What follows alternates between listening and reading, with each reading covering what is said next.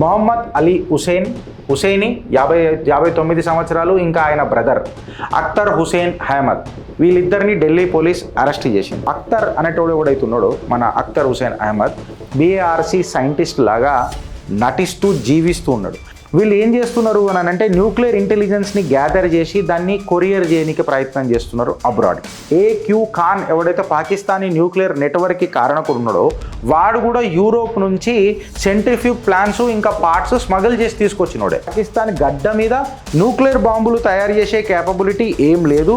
కేవలం వాళ్ళు అమెరికా నుంచో లేకపోతే ఆడ నుంచో ప్రొక్యూర్మెంట్ పైప్ లైన్ తీసుకొని మా దగ్గర న్యూక్లియర్ బంబ్ ఉన్నది, మా దగ్గర న్యూక్లియర్ బంబ్ ఉన్నది అని చెప్పి మాట్లాడతారు. 45 సెంటీమీటర్ బై 45 సెంటీమీటర్ల బ్రహ్మోస్ భల్ మన పేలంగానే అలా న్యూక్లియర్ సైట్ల మీద పేలంగానే న్యూక్లియర్ రేడియేషన్ ఏడ లీక్ అవుతుందో అని చెప్పి భయపడి అమెరికా నుంచి పెద్ద పెద్ద బంబార్డియర్ జెట్లు కూడా ఆడొచ్చి ల్యాండ్ అయినాయి, మన అందరికీ తెలిసిందే. సో అమెరికా తెలిసి కూడా ఓవర్ సైట్ ప్రదర్శించింది, చూడనట్టు లైట్ తీసుకుంది, గుడ్డి గుర్రాల పనులు దోమింది. అమెరికా ఎవరి ఇంట్రెస్ట్లకు పనిచేస్తుంది?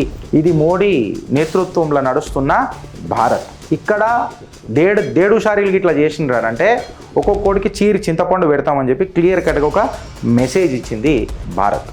వెపన్ ఆర్ టెక్నాలజీ ప్రాసెస్కి బ్రోకర్గిరి చేసుకుంటా బతుకుతున్నది ఇవాళ పాకిస్తాన్.